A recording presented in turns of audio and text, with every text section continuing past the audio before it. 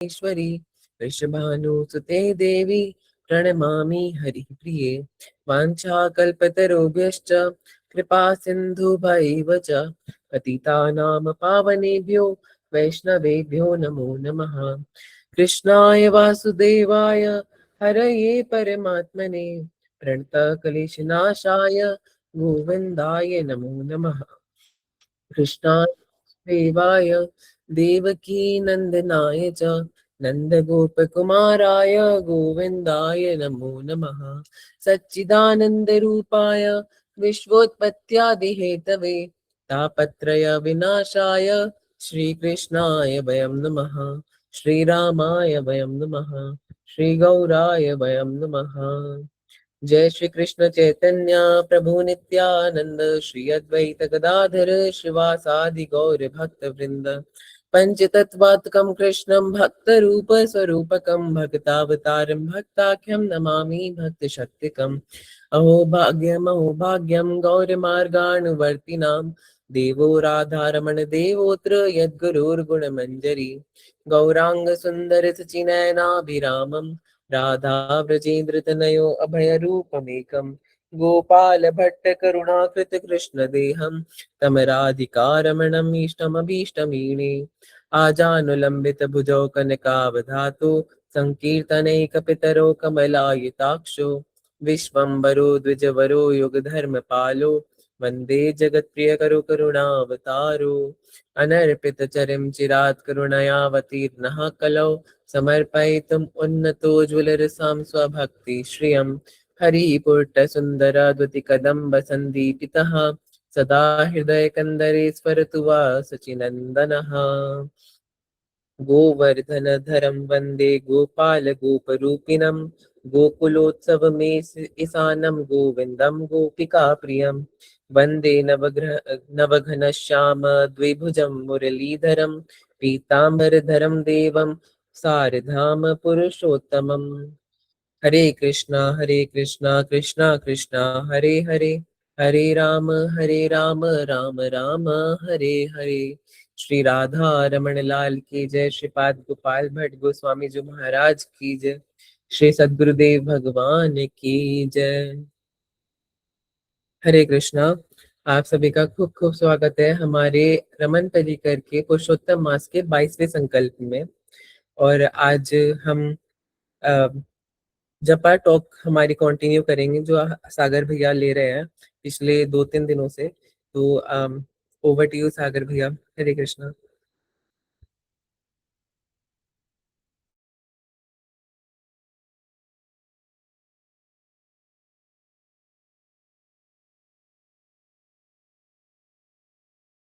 और आप सबने चौराष्टकम का श्रवण करके और भगवान के श्री चरणों में मंगलाचरण की प्रार्थना अर्पित करके आपने अपने आज के सत्र में प्रवेश किया। आज का ये हमारा जो सेशन है ये 22nd डे का सेशन है। 22वें दिवस के सत्र में हम लोग प्रवेश कर रहे हैं। बहुत सुंदर जपा टॉक डे 2 का ये जो आर्टिकल हम देख पा रहे हैं अपने सामने, जपा सेशन डे 2 का आर्टिकल है, जपा टॉक डे 2 का आर्टिकल है। तो क्या लिखा है इस आर्टिकल में, हम थोड़ा-सा इस पर अपना दृष्टांत करते हैं, है ना? उसको पढ़ने का प्रयास करते हैं। तो जैसे अनुभव प्रभु जी ने शो कर रखा है अपनी स्क्रीन के ऊपर, knowing the glory of holy name, calling out the holy name prayerfully, gratefully and respectfully. 1 minute दीजिएगा तो मुझे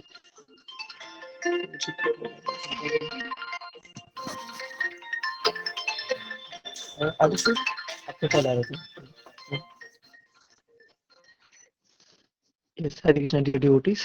तो knowing the glory of holy name, calling out the holy name prayerfully, gratefully and respectfully। तो हरि नाम को बहुत ही प्रेफुली तरीके से, ग्रेटफुल का मतलब आभार मान करके, और रिस्पेक्टफुली यानी बहुत ही आदर से भगवान के नाम को पुकारना, और भगवान की महिमा, भगवान के नाम की महिमा को समझना।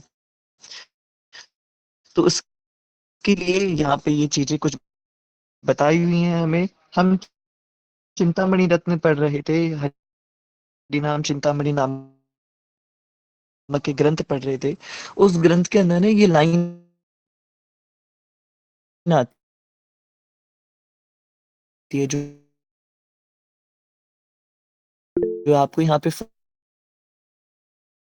फर्स्ट लाइन जो डार्क बोल्ड वर्ड। हरे कृष्णा प्रभु जी आपकी वॉइस बहुत ज्यादा ब्रेक हो रही है, कोई वर्ड्स क्लियर नहीं समझ में आ रही।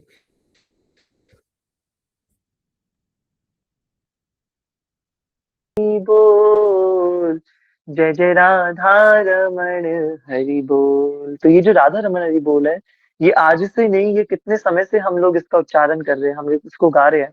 आनंद हम प्रभु को याद होगा, इन भक्तों ने। मेरी आवाज आ रही है अभी भी सही से, अभी भी ब्रेक हो रही है मेरी आवाज? कानिशरण प्रभु आ रही है? जय।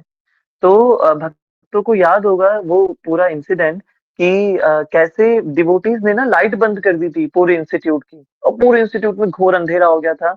और बस यही कीर्तन हो रहा था। और शायद मैंने भी उसके बाद शायद कभी ऐसी करताल मैंने खुद नहीं बजाई होगी। कीर्तन इस लेवल पे पहुंच गया, श्री राधा रमन हरि बोल यही चल रहा था। कोई किसी वेरिएशन नहीं, किसी प्रकार की धुन में कोई चेंज नहीं, कोई हम बीच में कुछ अलग भाव नहीं उठा रहे, कुछ नहीं। सिर्फ राधा रमन हरि बोल, सिर्फ राधा रमन हरि बोल, राधा रमन हरि बोल। अब तो हम जय जय राधा रमणा, जय जय राधा रमणा ये भी कर लेते हैं। उस टाइम पे मुझे याद है ओनली श्री जय जय राधा रमण हरि बोल, जय जय राधा रमण हरि बोल। बस यही, इसी लय में, इसी स्वर में वो एक संकीर्तन, एक मतलब अभी तो मुझे ध्यान नहीं है कितने समय तक चला होगा। वो एंड होते होते वो इतना ज्यादा फास्ट हो गया, और फास्ट होते होते करताल की स्पीड भी बढ़ जाती है, बढ़ने लगती है। करताल खुद इतनी तीव्र गति से बज रही है। मुझे आनंद धाम प्रभु जी और डिवोटीज शेयर कर रहे थे कि भैया प्रैक्टिकली करताल में से चिंगारी निकलती थी। करताल इतनी तेज बजने लगी थी, और मैं खुद सोच रहा हूँ कि वो कैसे वो था। करताल में से चिंगारी निकल दी थी, और जस्ट कुछ 3-4 सेकंड्स के लिए जब संकीर्तन अपने बिल्कुल एकदम पीक पर था, तो मुझे अनुभव हुआ, उस टाइम पे ऐसा एहसास हुआ कि यार ये राधा रमन मंदिर की खुशबू कहाँ से आ रही है। मैं एक्चुअली कीर्तन करता हूँ या कभी भी कीर्तन में होता हूँ, तो मैं हमेशा अपनी आंखें बंद रखता हूँ, हमेशा प्रयास करता हूँ कि आंखें बंद ही हो। और ऑटोमेटिकली जब भी आप एकदम हृदय से कीर्तन कर रहे हैं, तो नेत्र अपने आप ही वो बंद ही होंगे। और जब उस समय पे कीर्तन हो रहा था, मैं एकदम झट से मेरी आंखें खुली, और मैं जेनुअनली चारों तरफ देख रहा हूँ कौन इत्र लगा के आया है अचानक से। और इत्र भी वो वाला जो राधा रमन मंदिर के अंदर की खुशबू आ रही है। जैसे ही मंदिर में प्रवेश करते हैं, तो राधा रमन जी की खुशबू है। ये एकदम से कैसे आ रही है? और जस्ट फॉर 3-4 सेकेंड्स वो मुझे खुशबू आती है, और मैं इधर उधर देख रहा हूँ। और बस उसी की वजह से वो करताल की जो ध्वनि है वो थोड़ी धीरे हो जाती है, और हम फिर कीर्तन को विश्राम कर देते हैं। और मैं भक्तों से शेयर करता हूँ कि डिवोटीज बिल्कुल एग्जैक्ट सेम राधा रमन मंदिर की जो खुशबू है वो मैंने यहाँ पे भी फील करी है। और ये बिल्कुल मेरा कोई भ्रम नहीं था, या फिर मैं कोई ऐसी कोई बहुत बड़ी चढ़ी बातें नहीं बता रहा हूँ कि मतलब कि देखो कोई बहुत बड़ी लीला हुई है। अक्सर भक्त लोग पूछते हैं कि भैया आपके साथ तो बहुत रियलाइजेशन होंगे, आपके तो भगवान ने आपके साथ बहुत रेसिप्रोकेशन करे होंगे। तो ऑल्दो अगर भगवान हमारे साथ रेसिप्रोकेशन कर भी रहे हैं, पहली बात तो मेरे साथ तो ऐसा कुछ होता नहीं है, पर अगर कर भी रहे तो उसको बहुत, हमें उसका खुला प्रदर्शन नहीं करना चाहिए। हमारे कुछ भक्त है जो अपने साथ होने वाले छोटे छोटे अनुभवों को भी, एक्सपीरियंसेस को भी इतना बड़ा करके दूसरों के सामने रखते हैं कि मुझसे तो खुद भगवान मिलने आए थे, मेरे सपने में स्वयं लाल जी आए थे और उन्होंने तो मुझे ये आदेश दिए। तो ये थोड़ा हो सकता है ये बात सच भी हो, पर इस तरीके से उसका प्रदर्शन करके गा देना दुनिया के आगे, ठीक है आप अपने गुरु के आगे गा रहे हो या बड़े सीनियर वैष्णवों के आगे गा रहे हो, वो उसमें तो कोई बुराई नहीं है। पर सबके आगे वो चीज गा देना थोड़ी बात सही नहीं है। परंतु उस दिन की जो घटना है, ये यही सारे भक्त थे जो अभी कक्षा में उपलब्ध है। हमारे आनंद धाम प्रभु, देव प्रभु, हमारे अनुभव प्रभु भी मेरे ख्याल से उस टाइम पे अवेलेबल थे, नितिन प्रभु जी थे, दुर्गेश भी अवश्य थे उस दिन। तो इन भक्तों को वो स्मरण में होगा कि किस तरीके से, मुझे पता नहीं और किसी और को खुशबू आई थी नहीं आई थी, बट मैं प्रैक्टिकली आज भी वो इमोशंस सोचता हूँ तो गूजबम्स आ जाते हैं कि कैसे राधा रमन देवजू ने अपनी वो सुगंधी। अब ये मेरी लाइफ में ना, इतनी जगह हम कीर्तन करने के लिए जाते हैं और बहुत आनंद होता है कीर्तन करने से, मैं खुद कितनी बार बहुत सेटिस्फाई फील करता हूँ। बट उस दिन का जो कीर्तन है वो एक ऐसा लाइफ टाइम मेमोरेबल कीर्तन हो गया मेरे लिए। और जबकि हम अपने इंस्टीट्यूट में अपने ही परिकर के लिए हम कीर्तन कर रहे थे, हम किसी और के लिए नहीं कर रहे थे। तो वो एक भगवान ने अपनी प्रेजेंस कहीं ना कहीं साक्षात रूप में प्रकट होकर के वहां प्रदान हमें करी है। भगवान को हम देख पा रहे हैं, आंखों की संतुष्टि हो रही है, भगवान को हम सूंघ पा रहे हैं, अपनी नासिका की संतुष्टि हो रही है, मंदिर की अपनी खुशबू है, अपना एक ऑरा है ना? भगवान को हम स्पर्श भी कर पा रहे हैं कितनी बार। अपने घरों में हमारे विग्रह है तो हमारे त्वचा की संतुष्टि हो रही है, अपनी हर इंद्रिय से भगवान को संसर्ग हम ठाकुर जी का कर पा रहे हैं, करने का प्रयास कर रहे हैं। जगन्नाथ जी का प्रसाद पा करके अपनी जिह्वा की भी संतुष्टि कर रहे हैं। पर कानों की संतुष्टि का क्या? तो ये जो कीर्तन बना है, भगवान ने वही राधा रमन देवजू राधा रमन रूपी ध्वनि तरंगों के अंदर परिवर्तित हो गए और अपना एक नया रूप धारण कर लिया, एक नया अवतार धारण कर लिया। और इसलिए ही चैतन्य महाप्रभु ने कहा है कि कली काले नाम रूपे कृष्ण अवतार। लोग कहते हैं कि भैया कलयुग इतना बढ़ रहा है, भगवान प्रकट क्यों नहीं हो रहे? भगवान को प्रकट हो जाना चाहिए था ना अब तक। इतना कलयुग चरम पर पहुंच रहा है, भगवान क्यों प्रकट नहीं हो रहे? तो भक्त लोग बताते हैं, चैतन्य महाप्रभु ने कहा है चैतन्य चैतामृत के अंदर कि कली काले नाम रूपे कृष्ण अवतार। इस कली काल के अंदर कृष्ण नाम के रूप में अवतरित हुए हैं। नाम के रूप में, कली काले नाम रूपे कृष्ण अवतार, नाम के रूप में, इन ध्वनि तरंगों के रूप में भगवान अवतरित हुए हैं, है ना? तो इसलिए ये जो भगवान का एक प्रकार से इनटेंजिबल फॉर्म है नाम, क्योंकि टेंजिबल फॉर्म को हम देख सकते हैं, छू सकते हैं, महसूस कर सकते हैं। पर ये जो ध्वनि तरंगे है ना ठाकुर जी की, ये जो हरे कृष्ण महामंत्र है, ये साक्षात भगवान का वो एकदम निज अपना पर्सनल स्वरूप है, जिस स्वरूप को प्राप्त करने के लिए कितने कितने कितने आचार्य कितने वर्षों से तपस्या कर रहे हैं। देखिए, अगर आपसे कोई पूछे who is supreme personality of God है, तो हमने समझा भगवान Shri Krishna Thakur ji, Shri Radha Raman ji is supreme personality of God है। हमें एक बात पता होनी चाहिए, अकेले कृष्ण सुप्रीम नहीं है। युगल अवतार में भगवान श्री राधा कृष्ण, इसलिए Radha Raman supreme personality of God है। राधा वल्लभ बाकी बिहारी, राधा स्नेह Bihari supreme personality of God है। क्यों? क्योंकि श्रीमती राधा रानी का शब्द, श्रीमती राधा रानी भी भगवान के साथ विराजमान है ना? ठाकुर जी अकेले कुछ नहीं है, अपनी आह्लादनी शक्ति के बिना ठाकुर जी अकेले कुछ भी नहीं है। इसलिए सुप्रीम पर्सनालिटी ऑफ गॉड कौन है? साक्षात भगवान श्री राधा कृष्ण, श्री राधा रमन जी। अब पूछा जाए कि उनसे भी बड़ा कोई हो सकता है क्या? श्री राधा रमन देवजू से भी बड़ी सत्ता इस जगत के अंदर कोई हो सकती है क्या?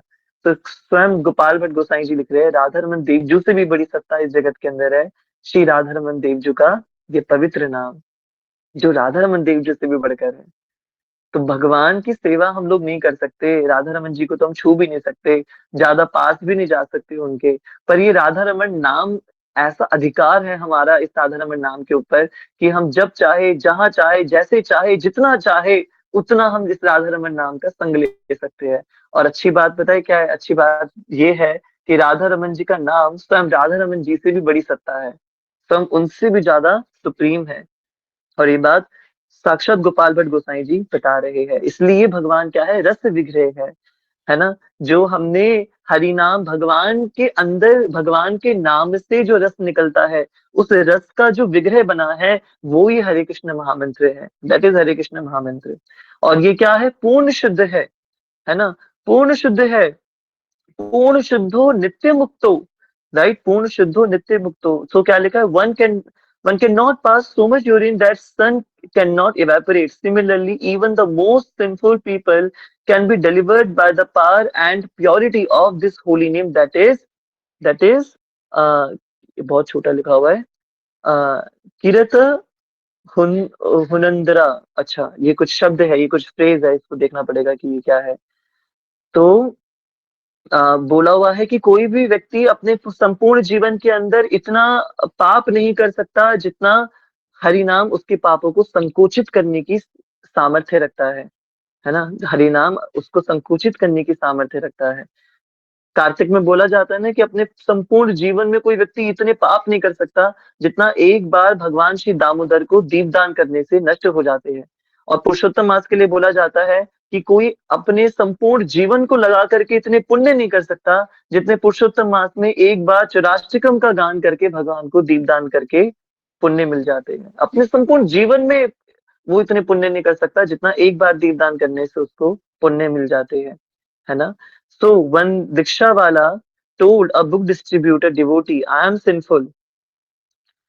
अच्छा, ये श्रीमद् भागवतम के दूसरे स्कंद के चौथे अध्याय का 18वां श्लोक है। हमारे अनुभव प्रभु जी ने इसको सर्च करके भेज दिया है। तो बहुत सुंदर, बहुत सुंदर। इसको आपने अलग-अलग करके भेज दिया, जय। तो इसको एक बार हम अंत में एक बार इसको पढ़ लेंगे, ठीक है? आप इसको स्क्रीनशॉट लेके रख लीजिए इसका, बहुत सुंदर श्लोक है ये भी। अम, श्रीमद् ओके, ठीक है, जय। थैंक यू सो मच अनुभव प्रभु, थैंक यू सो मच। तो पूर्ण शुद्ध हो, पूर्ण इसलिए ये क्या है? पूर्ण शुद्ध है, भगवान का पवित्र नाम। दीक्षे वाले ने एक बार बुक डिस्ट्रीब्यूटेड डिवोटी से पूछा, क्या पूछा? कि मैं तो बहुत पापी इंसान हूँ, आप मुझे भगवत गीता बेचने आए हो, है ना? पर मैं भगवत गीता कैसे लूं? मैं तो बहुत पापी इंसान हूँ, मैं गीता जी को छू भी नहीं सकता, है ना? गीता जी को मैं छू भी नहीं सकता। तो भक्त ने क्या करा? भक्त ने उस भगवत गीता को उनके सामने रखा। The devotee put the Bhagavad Gita in a carry bag and told him, एक कैरी बैग में रखा और उस रिक्शे वाले को कहा, now you take it, you don't have to touch it. अब आप इसको ले लो, आपको इसको छूने की जरूरत नहीं है। और उस रिक्शे वाले ने ले लिया, है ना? तो इससे समझ में क्या आई बात? हम लोग जब गीता देने के लिए जाते हैं लोगों को, जब इंडिया गेट पे और अलग अलग स्थानों पे, जब गीता मैराथन के टाइम पे भगवत गीता का खूब खूब प्रचार होता है, और उस टाइम पे हम भी ऐसा करते हैं कि कोई बात नहीं, आप इसको लेके रख लो, एक ना एक दिन जरूर आपके ये काम आएगी, जरूर काम आएगी। एक बार एक क्रिश्चियन व्यक्ति मिला मुझे, और मैं था वहां पे साउथ दिल्ली के अंदर एक स्थान है, हाँ, मोती बाग मेट्रो स्टेशन की रेड लाइट पे मैं था हैगी भक्तों जी के साथ। और वहां पे हम भगवत गीता डिस्ट्रीब्यूट कर रहे थे। एक बाइक पे एक व्यक्ति आता है अपने बच्चे के साथ, और उसको मैं अप्रोच करता हूँ भगवत गीता के लिए। पता चलता है कि वो कोई मिस्टर कुछ करके थे, वो था, क्रिश्चियन था वो व्यक्ति। तो फिर मुझे हुआ कि अच्छा, क्रिश्चियन है, अब मैं इसको कैसे प्रचार करूँ? अब पर वो इंटरेस्टेड था, वो गीता समझना चाहता था, तो वो थोड़ा तर्क करने लगा। तो मुझे हमेशा एक बात याद आई, अमोघ लीला प्रभु जी ने हमें सिखाई थी, कि बाइबल में जीसस कह रहे हैं कि अभी भी ऐसी बहुत सी चीजें हैं जो मैं तुम्हें नहीं बता रहा हूं, क्योंकि तुम नहीं समझ पाओगे, क्योंकि तुम्हारे अंदर इतनी बुद्धि नहीं है अभी।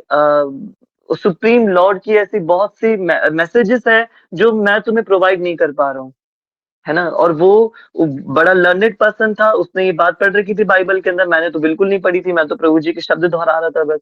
उसने ये बात पढ़ रखी थी, उसने कहा हाँ बिल्कुल ठीक कह रहे हो आप, उसने तो रेफरेंस ही बता दिया कि बाइबल के इस उस पे ये बात लिखी हुई है।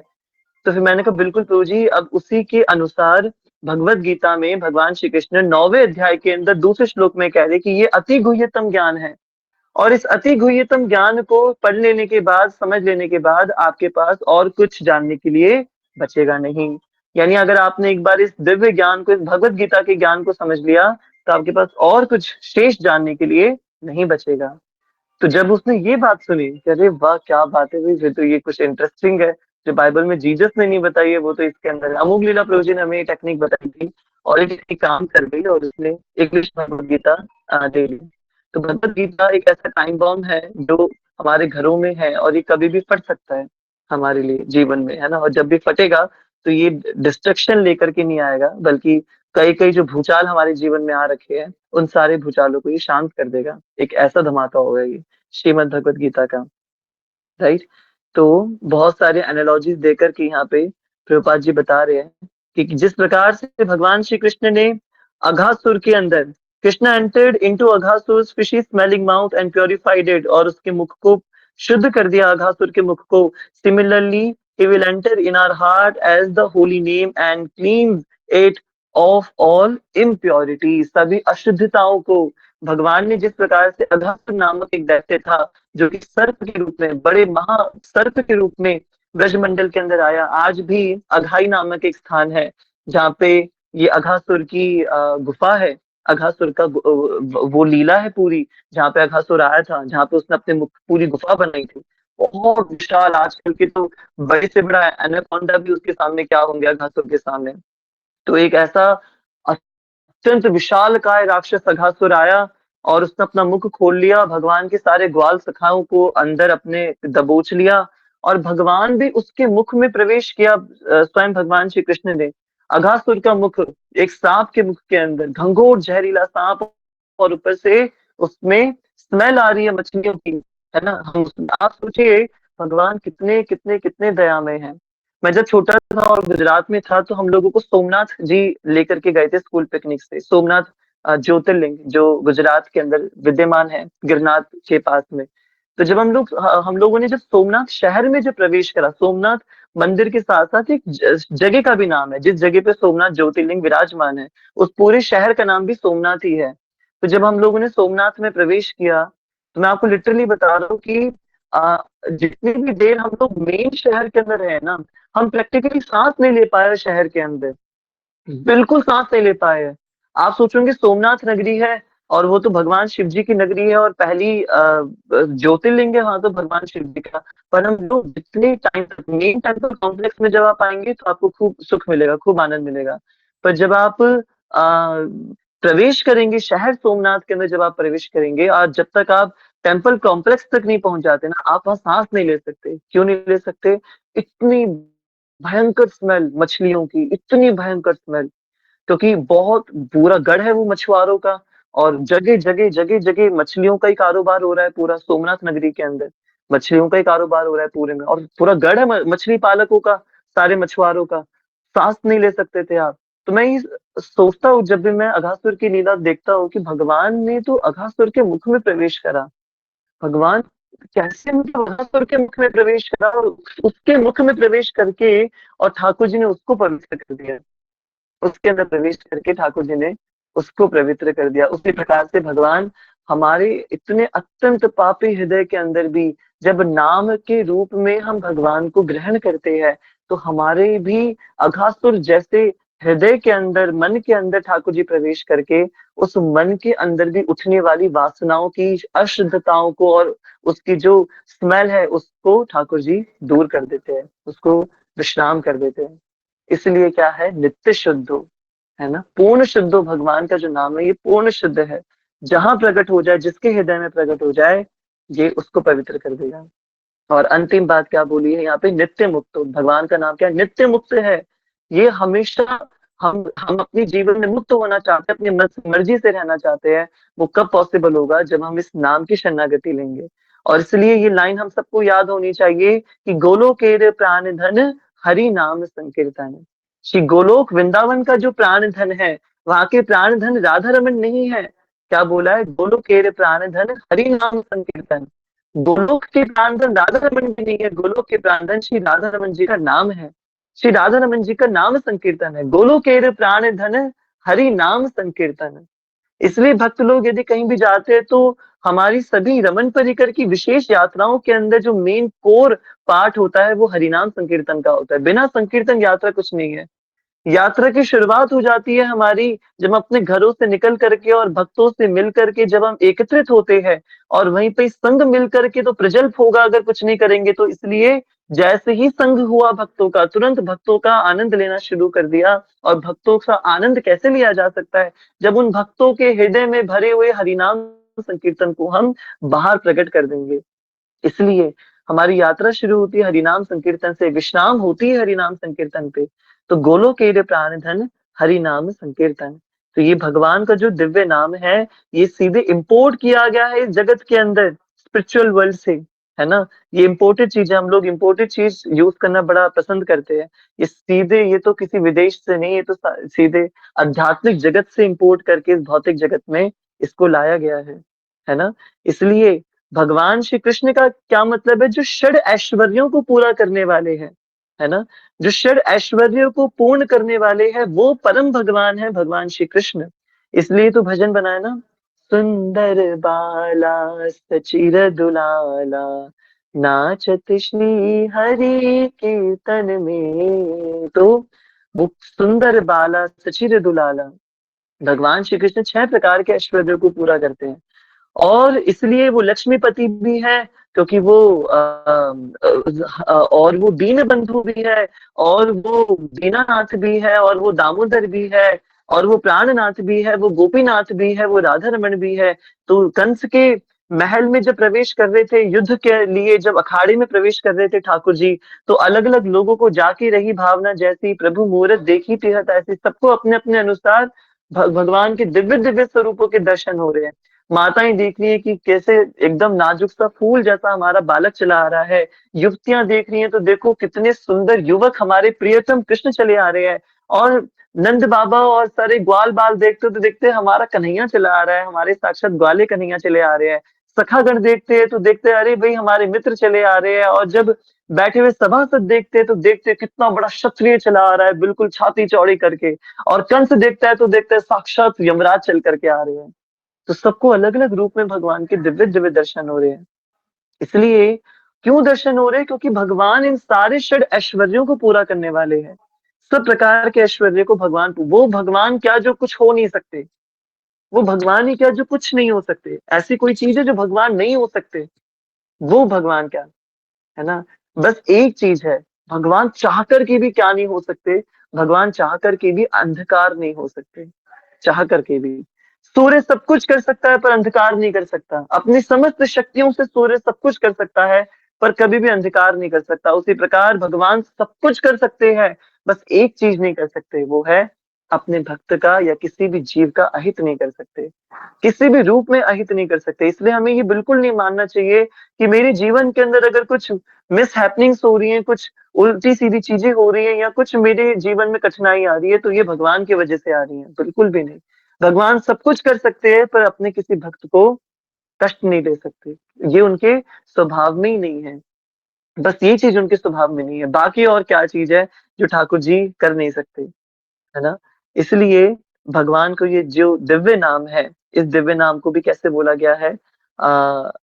पूर्ण शुद्धो नित्य मुक्त बोला हुआ है। Just like we use a hook device to take out a bucket that has fallen into the well, जिस प्रकार से हम एक हुक डिवाइस का यूज करते हैं उस बाल्टी को निकालने के लिए जो कुएं के अंदर गिरी हुई है ना, कुएं से बाहर निकालने के लिए। ठीक उसी प्रकार से पूर्ण शुद्ध आध्यात्मिक जगत के अंदर पूर्ण पुरुषोत्तम भगवान श्री कृष्ण गिर रहे हैं इस भौतिक जगत में, इस भौतिक जगत में आते हैं ताकि वो हम लोगों को वापस ऊपर लेकर के आ सके। यानी भगवान का जो जन्म है इस जगत के अंदर, जन्म कर्म च मे दिव्यम, वो मे दिव्यम क्यों है? जन्म कर्म भगवान के दिव्य क्यों है? क्योंकि हम लोगों को तो डिसाइड करना पड़ नहीं करना ना कि मेरे माता-पिता कौन होंगे और मैं दिल्ली में जन्म लूँगा या चेन्नई में लूँगा और मेरी शक्ल कैसी होगी और मेरे पास पैसा कितना होगा, ये मैं डिसाइड नहीं कर सकता।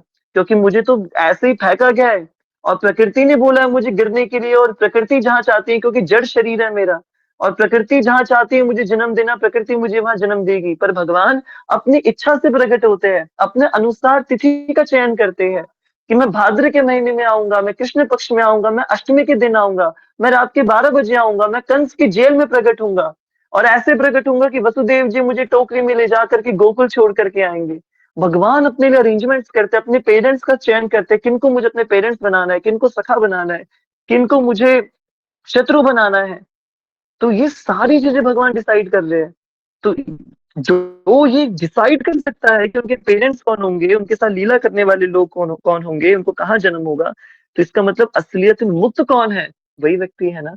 हम किस प्रकार के मुक्त है? जब हम इतना भी डिसाइड नहीं कर सकते थे, हमारी हमारी लाइफ जहाँ से शुरू हुई है, हम उस चीज को डिसाइड नहीं कर सकते थे, और हमारी लाइफ जहाँ एंड होने वाली है, हम उस चीज को भी डिसाइड नहीं कर सकते, तो हम कैसे मान सकते हैं कि हम लोग मुक्त है? इसलिए हम लोग बद्ध है।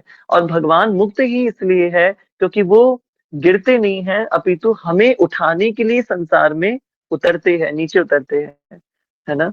अभी मैं जहाँ पे हूँ, हमारे आदर्श गौतम प्रभु जी मुझे बता रहे थे, प्रभु जी कुछ टाइम पहले, अभी रात को वो शयन कर रहे थे और शयन करते करते अचानक से उनको बड़ी तीव्र एकदम आवाज आती है, और आवाज ऐसे आती है कि अ, उनको रात के 1 डेढ़ बज रहे थे, तो कोई बाहर से कोई महिला बहुत उच्च उसमें तीव्र आवाज में कुछ अपशब्द बोलते हुए किसी को लड़ते-लड़ते जा रही थी। तो उनकी आवाज से प्रभु जी की आँख खुल जाती है।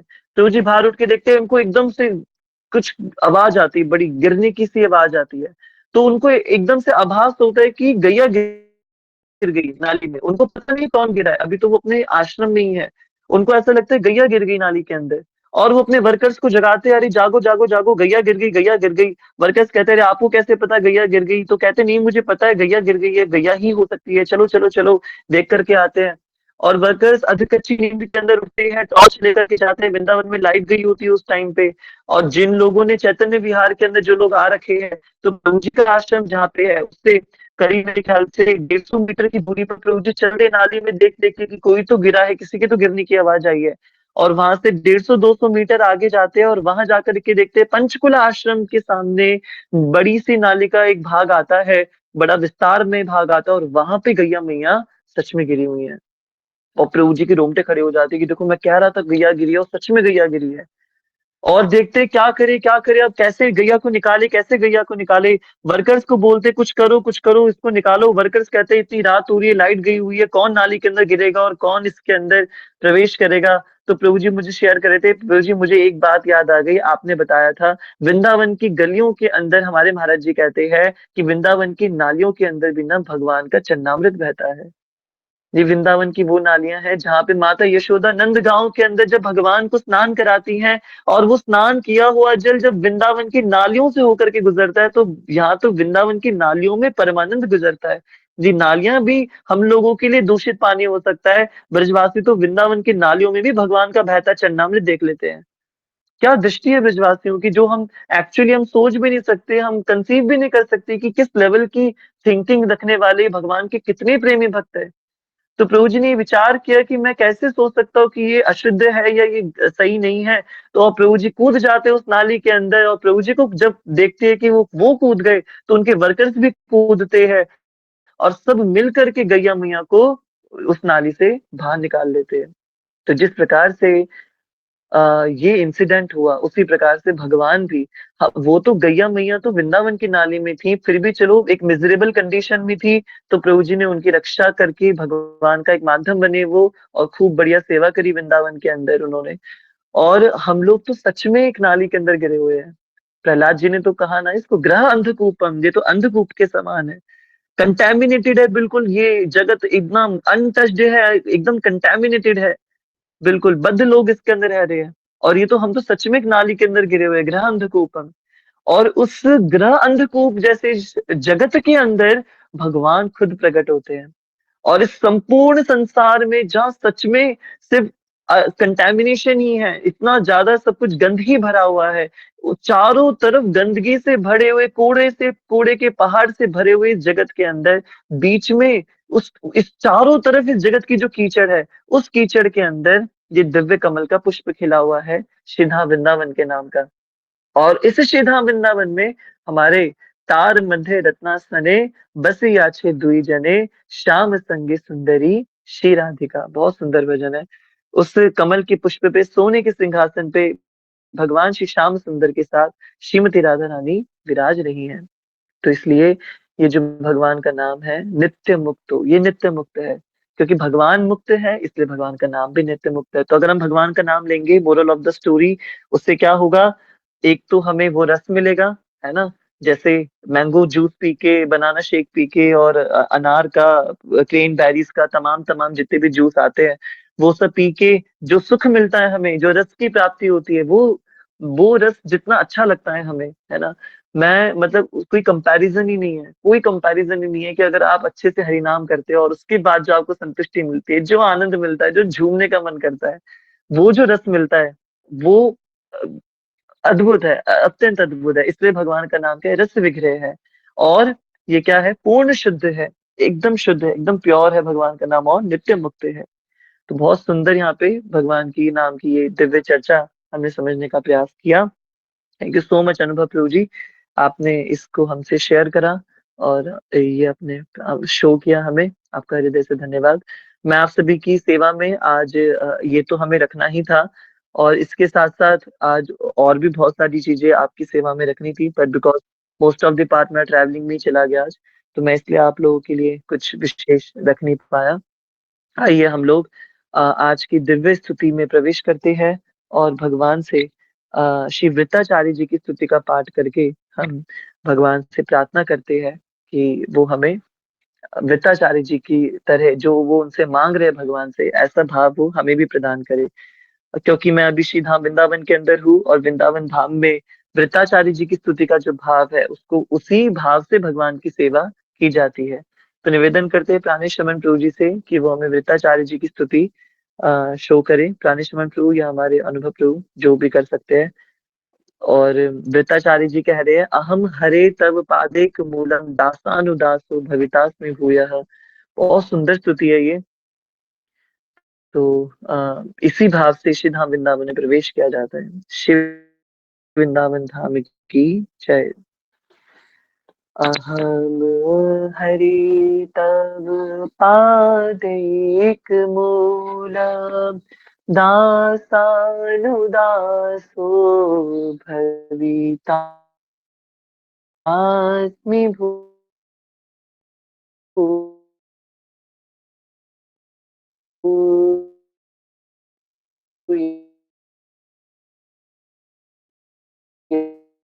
भूतु काया।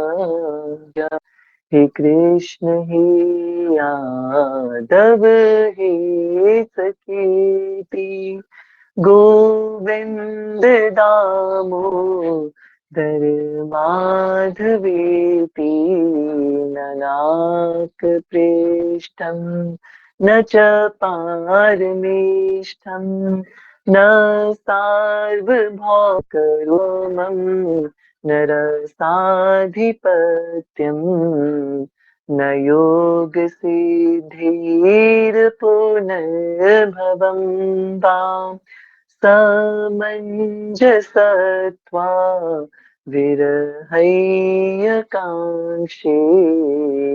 हे कृष्ण हे यादव हे सखेति गोविंद दामोदर माधवेति अजात पक्षा इव मातरं खगा स्तन्यं यथावत्सतरा क्षुधार्ता प्रियं प्रियैव व्युषितं विषण्णां मनोर्विन्दाक्षदिदृक्षते त्वाम्। हे कृष्ण हे यादव हे सखेति गोविंद दामोदर माधवेति ममोत्तम श्लोक जनेषु सख्यं